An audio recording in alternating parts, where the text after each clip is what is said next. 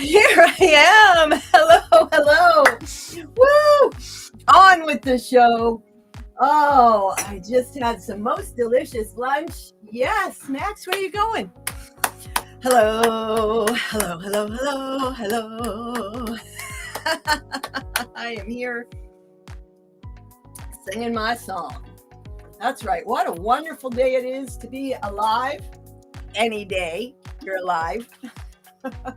Even if it's not feeling so wonderful, it's a wonderful day to be alive. And we're here to gather and celebrate and appreciate and give some shout outs to others because sharing is caring. And all of it is excellent for taming your tension, for relieving that accumulated stress, for releasing some of the static from the week and freshening up for the weekend. Not everybody has a weekend coming up on the weekend days. And it's not Friday for everybody. That's why Yay Day started, because it was a Friday evening here in California for me, but it was already Saturday in other places. And they were, social Saturdays started on Friday afternoon, evening. So I made it Yay Day because we could all use more yay in every day, right? Hooray! and I created it as a less serious, LinkedIn business, all about this, that, and the other. No, it's just a place to come and have fun and unwind, and everybody is welcome to hop on stage. What's this? Squirrel. Let me check in with the different apps and make sure that I'm live here. And I've been having a lot of difficulties with Restream. If you saw Taming Your Tension today, it was delayed again due to my Galaxy book or Restream, or the combination of the two. And the quality was really crappy because I had to go live from my phone. So I'm not very happy about that. And let's see, that's the way it goes. But at least I was able to go on with the show. As I mentioned. Oh, look, there I am.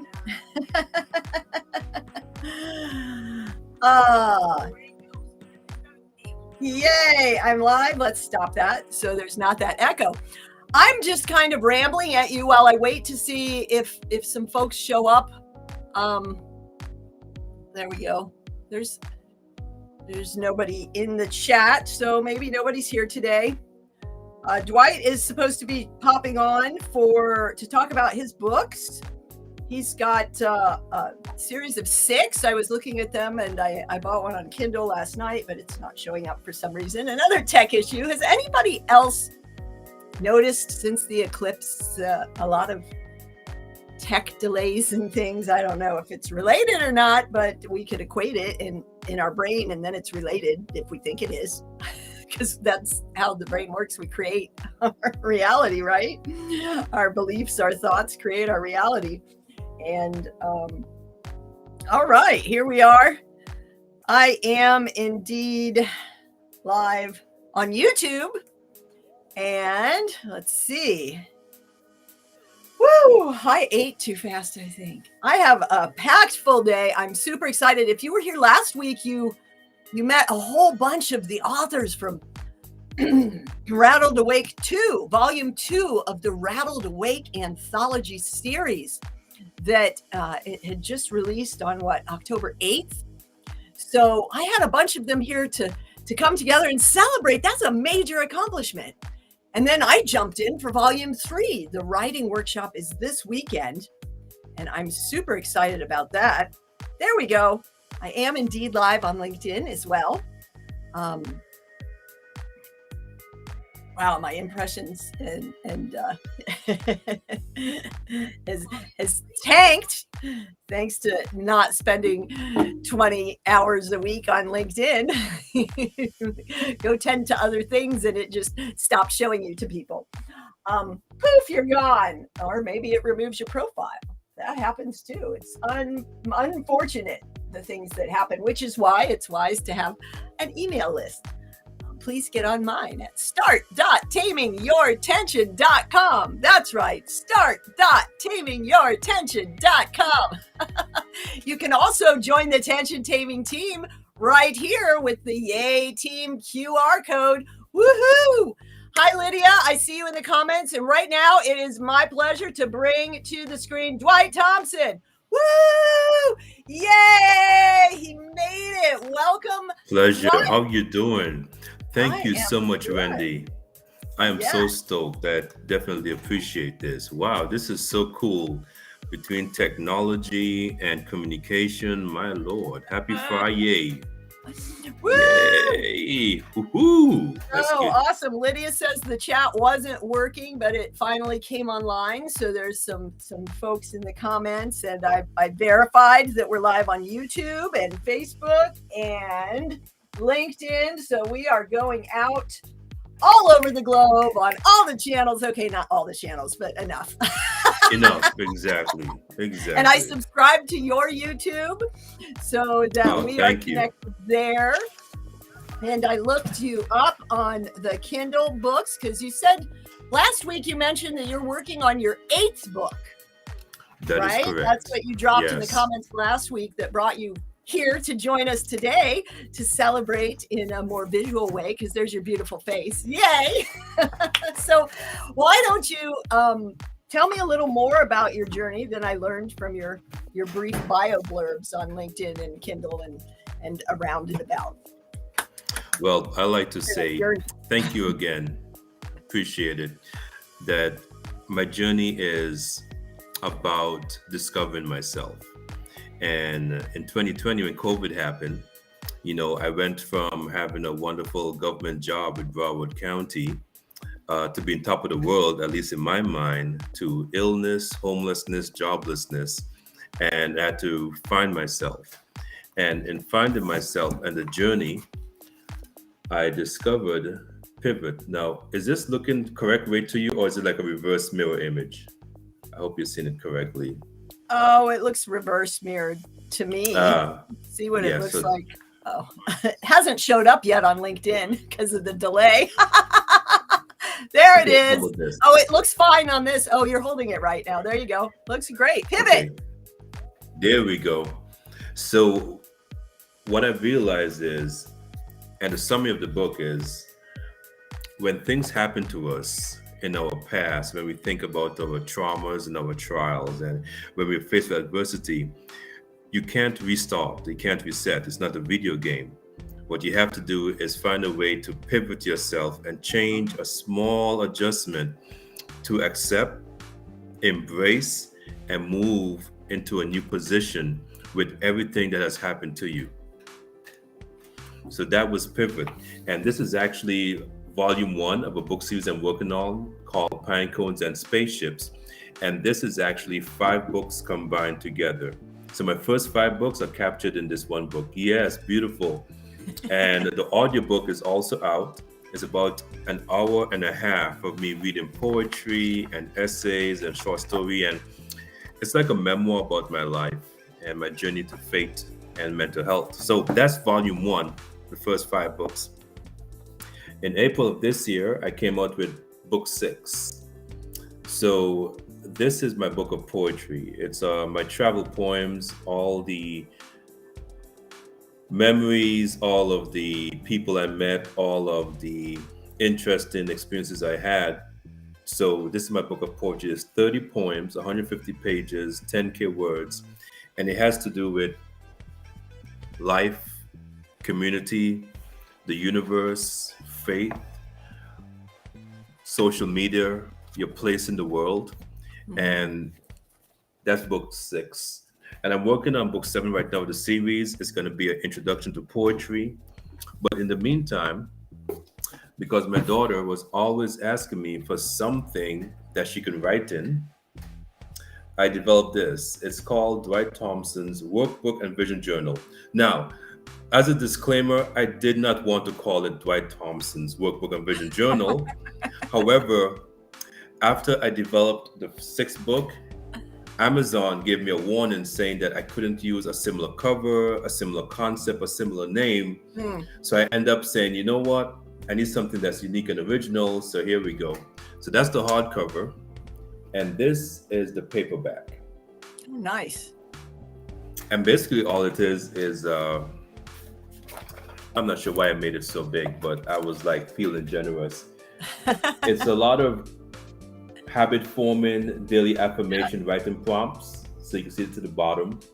And my goal was, I met a lot of people who, when they saw or found out I wrote books, they were amazed. And everyone had a similar story. They would say, oh, when I was in high school, I wrote a poem, or I used to do essays, but now because of life, I don't have time. So I'm like, what would a person like that need? A person who basically, they get ready for work at 5 a.m., they get back home after picking up the kids and running errands at 7 p.m., they have lunch, and next thing you know, it's 9 o'clock and it's time to go back to bed. What do you do? So I made this with the idea of, well, here's what we're going to do. This is not a calendar diary. It's not about what you want to do. It's just to recapture your day. There's some habit forming tips in here. And I wanted folks to just write. So this one says, for example, appreciate the novelty. Just a thought. And you're supposed to think, what did I feel or experience or do today that was new, that was different? And then you write it down. There are no dates. There's no time, because that doesn't matter. What matters is how you feel and how you appreciate every single day. And so I designed this, and now I'm working on books 7 in the series, but book 8 overall. And my main goal in writing is, what I've discovered is, we are all connected. And the more we understand that our differences only highlight our commonality, the more we can be in tune and in tap with each other and treat each other with grace and with understanding. And in my faith, that is so important, because we are all, I'm trying to get visual here. Let me use this. So here we go. So we are all on a journey, and you could be at different places in the journey, but it's the same journey. Our duty is not to judge where someone is, even if we disagree, even if we think they're wrong, because we're all the same. And I'm a recovering foodie, so I compare it to, you never see the spices fighting each other. The salt saying I'm better than the pepper, or the curry saying I don't need any turmeric. It's each How one they is come different, together. but they all come together wonderfully in different amounts, different times. Like, you would not put curry powder into your cereal or your porridge. Sometimes the way they come together doesn't work very well. There we go. There we go. Whether So we're that's talking about a family or a team or a community or a country or Exactly.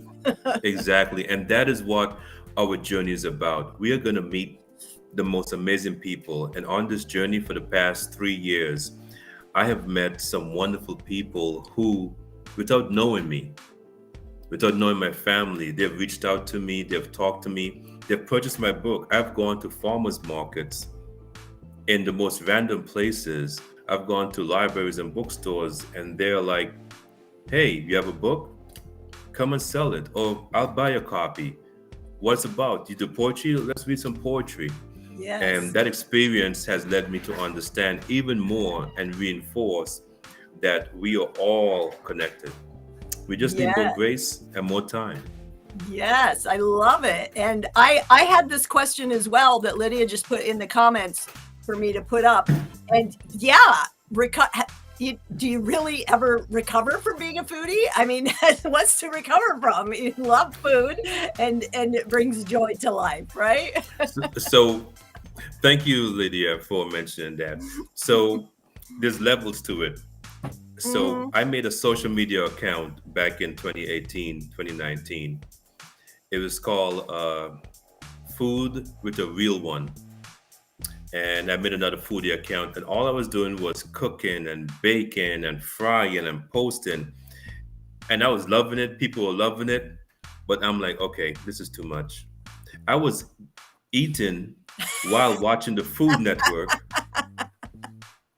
I'm like, okay, this is too much food going on. I need to slow down on it. And so now, uh, my family and I, we actually stopped eating meat last year, August, as part of our journey. And I stopped eating bacon earlier this year. Because you know hard how one. a real, there we Cheese go. and the bacon. The bacon for the vegetarians, the cheese for the vegans. They're the hardest to give up. It's a problem. It's a problem. I always said, pizza is the number one food group. My former coworkers would tell you that, like, if there's a pizza party, I'm there. Right. But it's a journey, and so I believe that humanity, in order to be sustainable and in order to embrace our role in the ecosystem, we eventually have to get to a point of not eating sentient beings. However, because of our economy, because of the means, because of where we live, not everyone has that option. And unfortunately, I have lost a lot of vegan friends who are very adamant in insisting that if you don't quit eating meat today, you are against the world. And I always say, but we have to judge. If we do judge everyone based on the situation and circumstance, if you live in a city and you don't have funds to eat natural products and produce. Food deserts. They call them food deserts when the only thing is the McDonald's or the Popeyes on the corner. Or the liquor store, Yeah, the liquor store. And it's fanaticism is not good no matter what the cause is, because it's fanaticism. And life just isn't that easy. But no, it's not. It's a balance. Yes. There's a lot of movements happening to offset that, and I love the farmers markets that have been spreading, and the beautiful art gardens. Those are beautiful community gardens that have been spreading in communities that people just start. That lot's been there empty for so long. Let's just start gardening it, right? And why not? People Exactly. coming together to make it happen, but it is it's challenging to not get stuck in the muck, right? And to show up and to connect beyond just quote unquote connecting.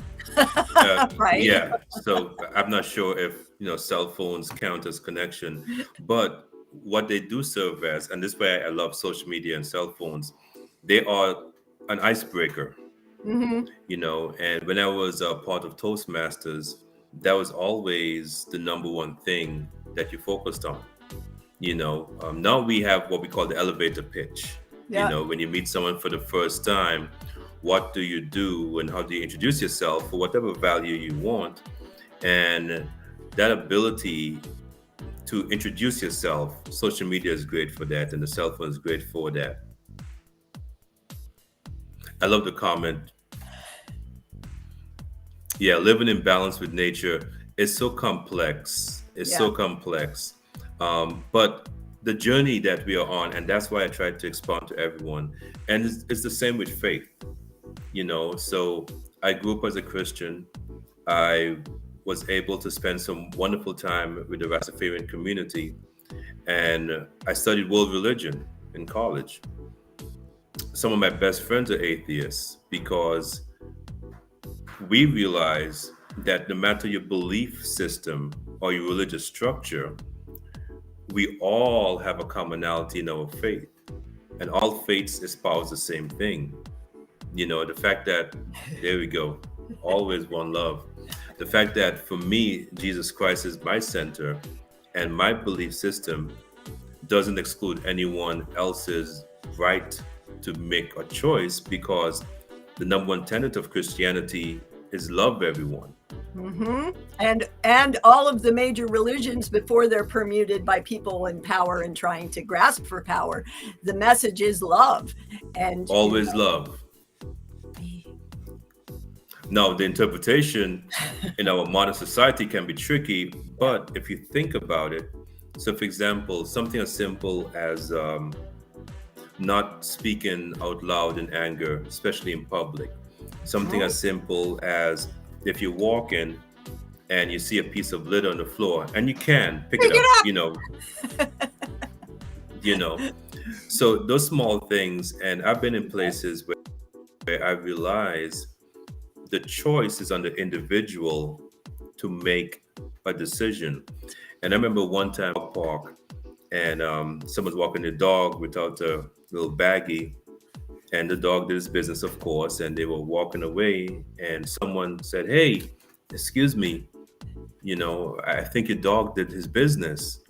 Do you have a bag?" And the person was like, "Oh, I forgot my bags." And the second person said, "Okay, I have an extra bag here." So that kind of interaction, no matter the reason why the outcome was pick up after the dog, no one steps in poop later on, and everyone is happy. So it took grace on the part of the person observing the owner and their dog, and it took grace on the part of the owner recognizing their error for whatever reason and taking the situation and making something happen. That's wonderful. Instead of attacking and defending without taking that pause and being like, well, you never know what somebody's going through. It comes back to that, right? And having grace with ourselves. You talked about not speaking out in anger, but I talk a lot about monitoring those inside voices too, because that's where they start before they come blurting out of you. And this is the muscle to exercise the most. That's a beautiful thing. And one of the things I always recommend, and for myself, and that's the reason why I wrote the journal the way I did. I didn't want anyone to feel the pressure of writing. Yeah. I'm a writer, and I know what it feels like to have a deadline to meet. Or even the dates. You don't have the dates on there, and some people would feel bad about missing days or not. There's all these other layers of stuff that we can create as barriers for ourselves. And it's so nice to have just those prompts to start something. And whatever comes out is okay. And sometimes we need that. Exactly. You might not pick this up for a whole month. Yeah. And then you go back and you're like, oh, I don't mind writing this. And that's it. Because the pressures we put on ourselves keeps adding up. And subconsciously, and that's another thing I always talk about, our mind, let me say it properly. Our brain is this big, right? The size of your skull. But your mind is infinite. So when you read something or observe something, what you see can be very limited to a square box, but your mind is processing everything. So the subconscious is so important because what you observe and what you put on your plate has weight. So sometimes you just want to be able to just chill, pick up a light book. So one of the things I'm working on for myself as a poet, I'm a sociatic writer, meaning I write about social issues a lot and consciousness and the effects of colonialism and globalism on the individual and, different aspects of our current socioeconomic structure, yada, yada, heavy stuff. My daughter says, I don't want to read your poems unless I have space to just relax afterward because your poems are too heavy. Yeah, you have to have that. I mean, something you wrote about, some dialect you were using, like London, whatever. And it took me back to my days in New York City in the New Yorican Cafe. And a lot of the spoken word and events and things. And you've got to have those the pause, not only in delivery of arts, but also in the writing and in our own personal processing. The pause is so important.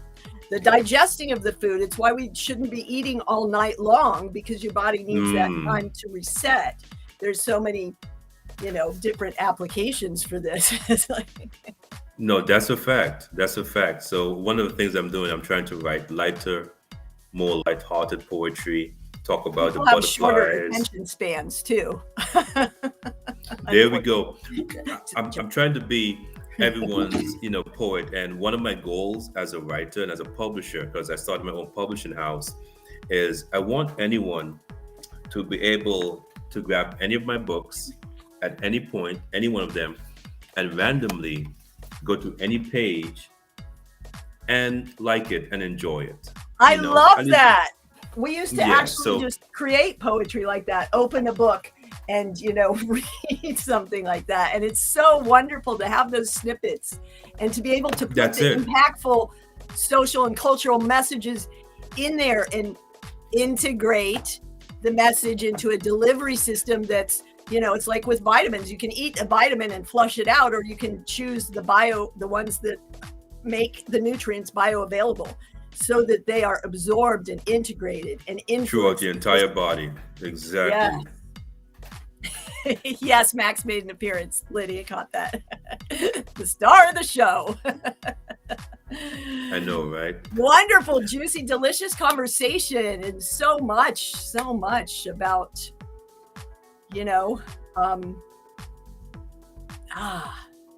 I know, and we haven't even touched on the business aspect. So that's one thing I am a huge proponent of. If you are an artist, so artists tend to be introverts, and even if you're not, you are practicing introvert, because to understand the outer, you have to focus on the inner. And business is so important. The struggling artist thing is a serious problem still. Art is so valued, but so disrespected at the same time. So I know, right? You'll have, a big company will spend millions of dollars on a PR firm to make an ad for 30 seconds, where they'll hire artists to make this visually appealing, digitally masterful, amazing piece. But if you sell your book or your art for XYZ dollars, everyone's like, oh, that's too much money. So the business side of being an artist is so important. And that's why I spent my time during the pandemic learning book publishing, formatting documents, grant writing, business plan designs, and build. I'm like, we got to be able to make money from our knowledge and expertise. Oh, frozen. Oh no, somebody didn't like that idea. He's talking about how we ought to be able to make money, and they shut him down. Oh yes, I am super excited, and I'll take this moment to shout out Lydia. On Tuesday, released the roundtable that I was a part of. I mentioned it last Fri-YAY and throughout the week. And you can find that at The Joyful Path on YouTube, right? Through the Flames of Grief, the roundtable with me and Sandra J. Wilson and Kim Martin Raymond and Joy Brooks, and of course, Lydia. So go check that out, and we'll see if Dwight comes back or not. Lost that connection. And go ahead and connect with him on the various platforms.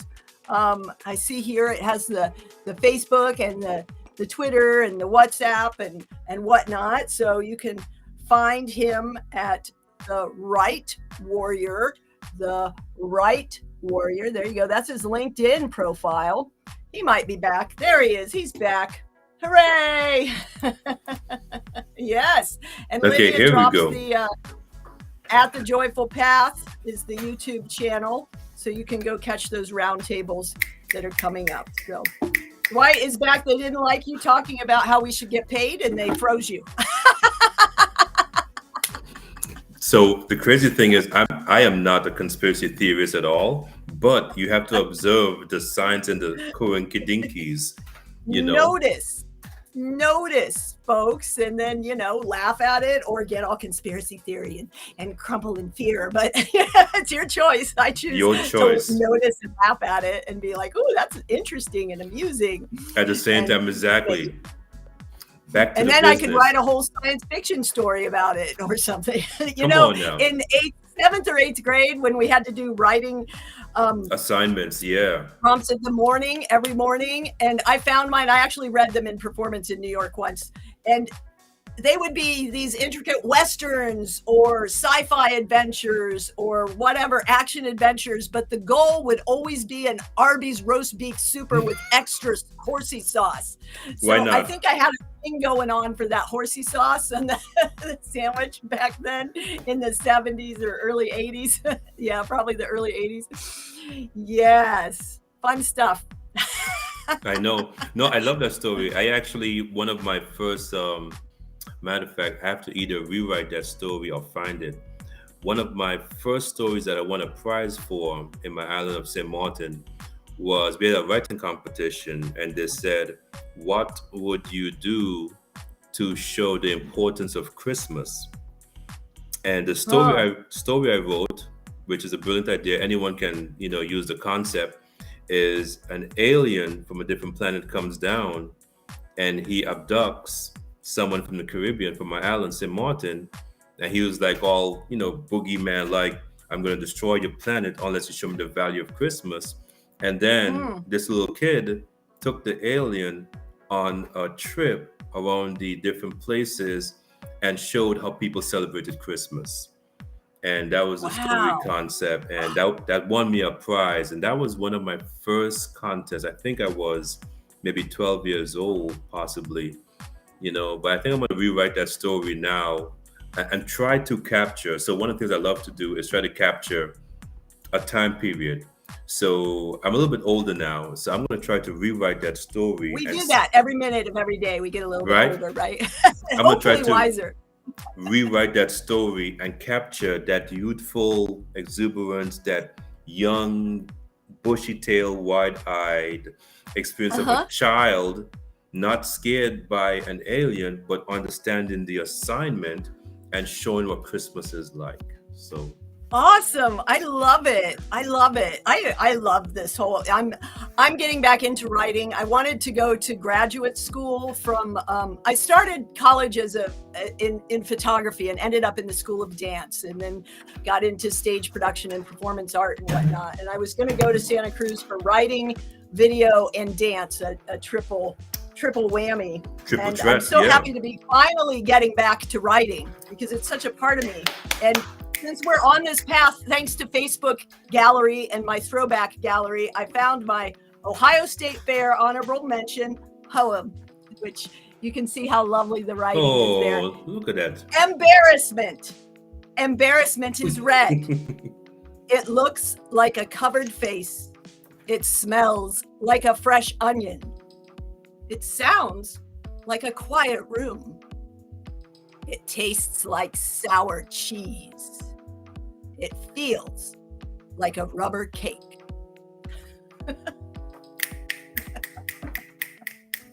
You have it. I love that ending about the rubber cake. Where was this written? It's 80s Ohio. I don't have a date on it, so it was early 80s. Ooh. Sometime I was probably, I don't know, 10, 12, maybe. I don't know. I'm going to have to find out when I wrote it. I probably have the ribbon in a box that has a date on it somewhere buried in storage. So that's, I was amazed that I found this I love and it. put it up there. But it's I love definitely it. probably somewhere in the 78. If I was like 10 to 12, like 78 to 82. Ohio State World's Fair, maybe. No, I It love was it. younger. Embarrassment. Not a clue. It was little wee Wendy. But guess what? That poem is so relevant still because you just perfectly describe what embarrassment is.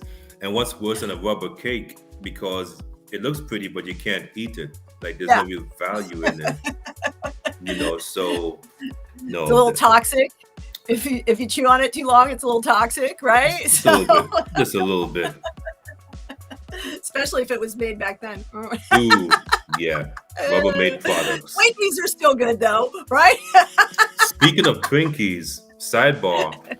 So I have a nearly perfect memory, and I had a Twinkie for the first time a couple of years ago.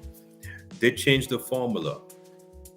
Ooh. They changed the formula, and when I did my research, the company changed also. So they got bought out by someone else, and that company, the new parent company, decided to cut down on the natural products to increase profitability. But me, I could tell right away. I'm like, why is so? You can taste the sweetness, but there's no layers of the vanilla or the the nice texture. Like, yeah, tricky.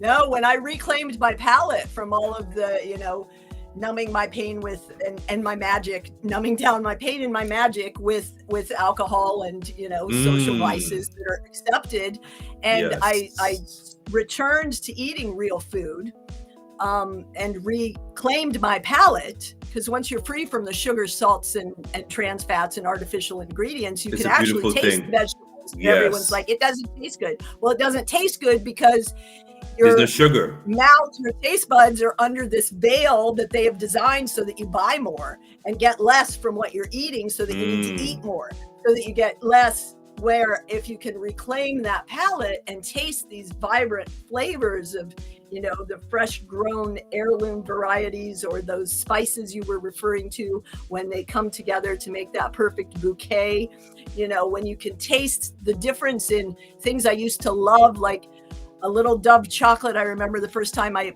ate it and could taste the chemicals in it versus a pure organic dark chocolate. And I'm like, wow. Yes, big And you difference. get real specific about coffee and things, and you don't eat those things anymore because they don't taste good.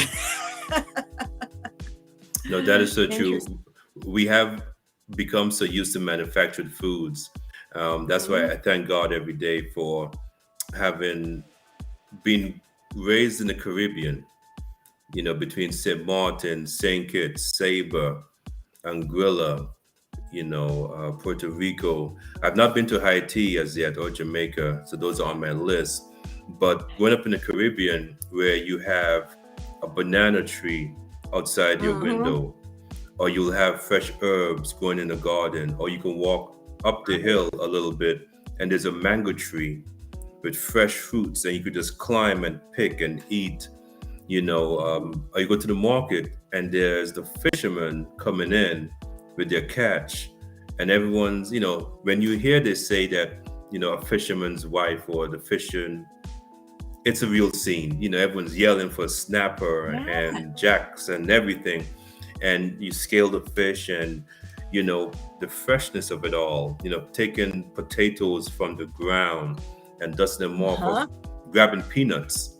And when you pull up the plant, you realize there's like dozens of peanuts attached to the roots, and you shake them, and you start to take them and you wash them off and you roast them and you eat them. That flavor, that whole sensation, I wish that for everyone, even my worst enemy, to have that palate again. Blessings of the internet and these phones and these devices we were talking about earlier, is that now people they have encyclopedia YouTube and the how to WikiHows and things, and there's so much how to grow yourself a little garden in your tiny New York apartment, right, in your tiny little shack or wherever you are.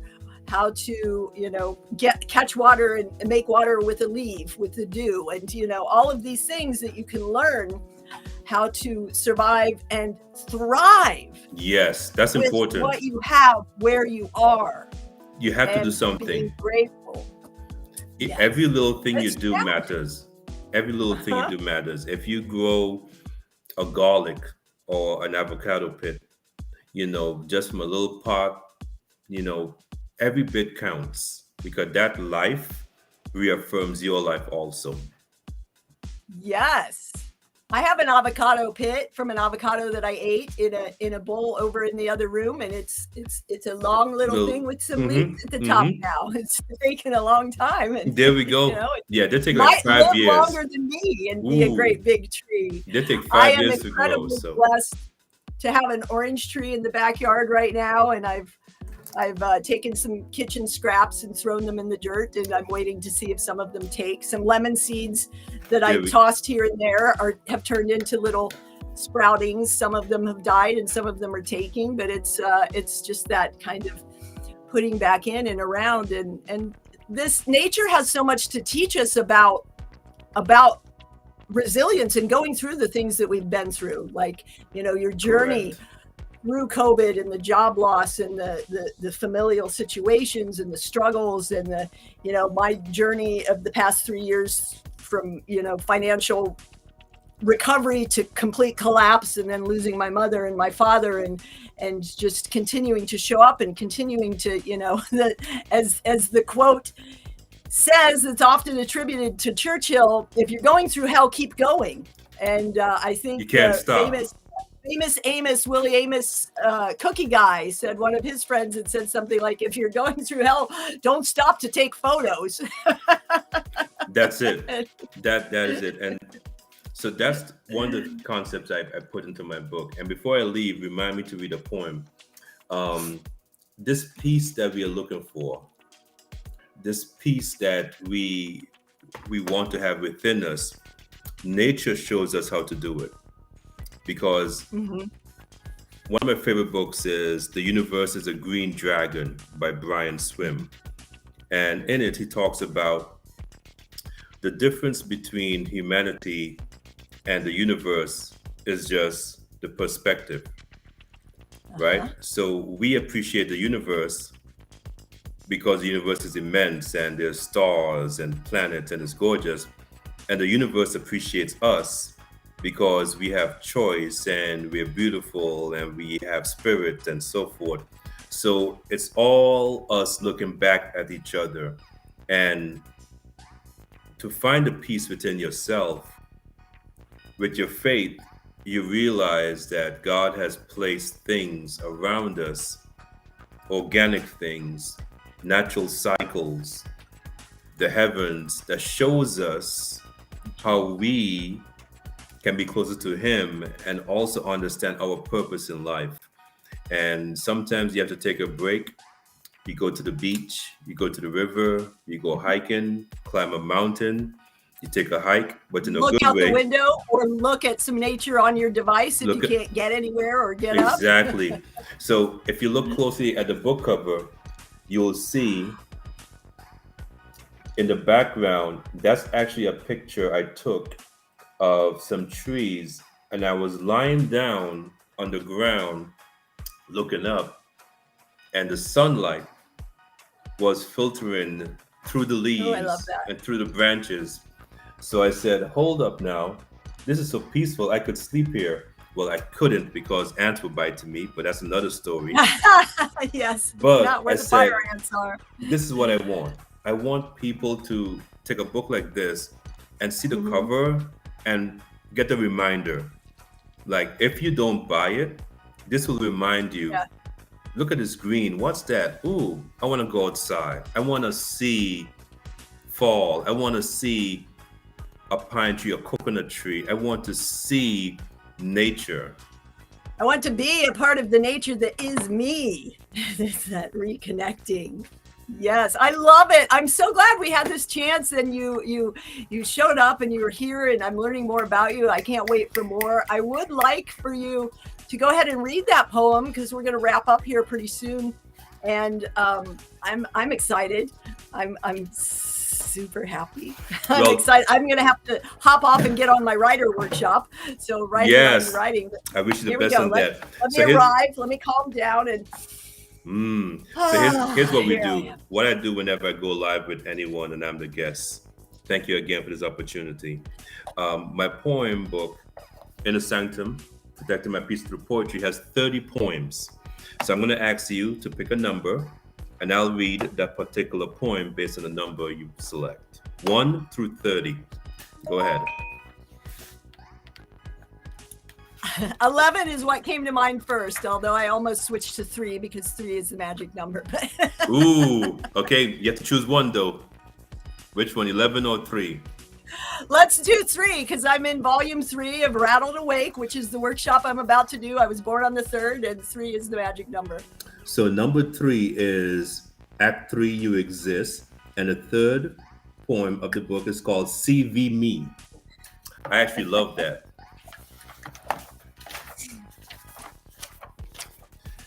Wow, this is going to be a nice one. Okay, here we go.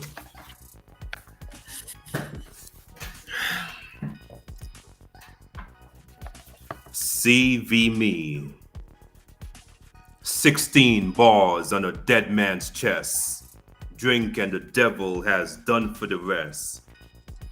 I am majestic. I am eclectic. I challenge the whole family to spit it for a minute and don't quit it. Put your entire life story for the world to see. Excuse me while I CV me, born on a rock in the sea. Now you see why I rock with industry. Get up in the shadow of MLK's legacy. If I burn out young, there is no reason to envy me. Took the blue and the white all the way.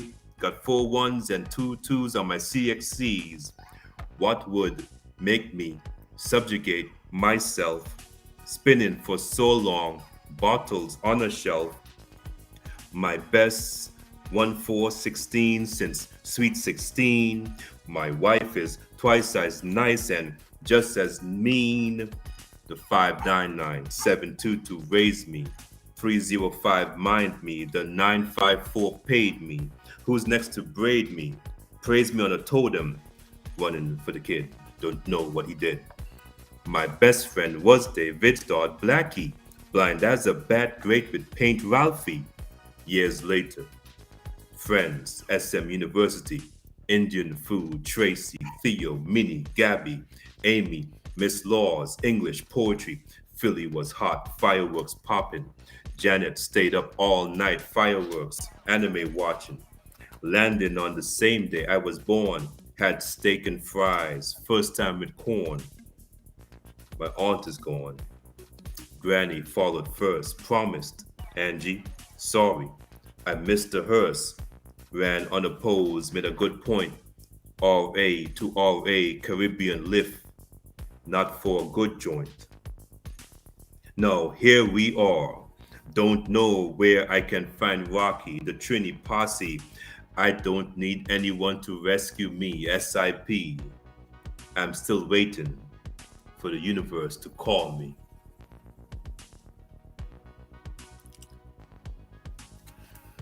CV Me, Act 3, poem number 3, Inner Sanctum, Protecting My Peace Through Poetry. That was a great choice, Wendy. Took me on a journey. Thank you. Woo! Awesome. Blessings. I have thoroughly enjoyed this time. I am looking forward to learning more about what you're doing and watching for more wonderful content about self-publishing. And if anybody out there is interested, get in touch with Dwight, right? He's open to connect cross-platform. Please do. I showed you that a little while ago. Please do. Come on now. Now, here's what's so crazy, Wendy. I finally took the guts, thanks to people like you and folks on this LinkedIn platform like Annie and Ashley. I'm going to start my own audio rooms. And the first one coming up is going to be my author's showcase.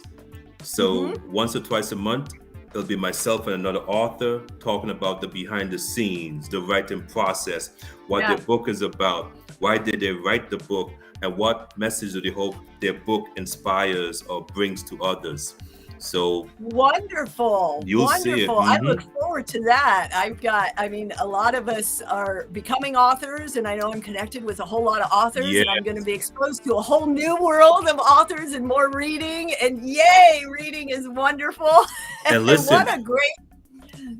One thing I always want to tell folks, so I know everyone sees the ads, spend X amount of dollars and get X amount of books or whatever. Do your research. I self-publish all my books and I don't spend any money on marketing. explains why I have very little sales. That's a separate conversation. But I designed everything myself, the book cover, the formatting, and everything. If you can do everything yourself and publish. That's the way the industry is set up now. So you don't pay anyone to publish for you. You publish your own book, you keep your rights, you keep your licensing, and you keep your royalties. And that's the way self-publishing should work. And I'm a big fan, before we leave, Wendy, your family who talks about their past, the grandparents, the uncles of where they've been and their travels, record them, make a family memoir that you can present at the next family reunion.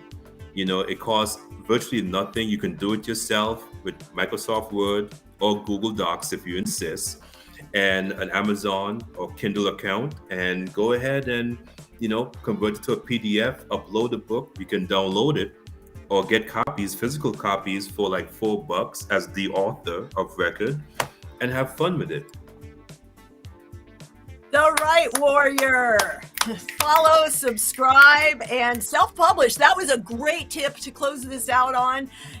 Document and retain these and put them together, and it's a wonderful way. Otherwise, then you'll have things like this embarrassment poem on you can see the tape marks on the paper, because this is the paper I wrote on that is taped onto a red piece of construction paper.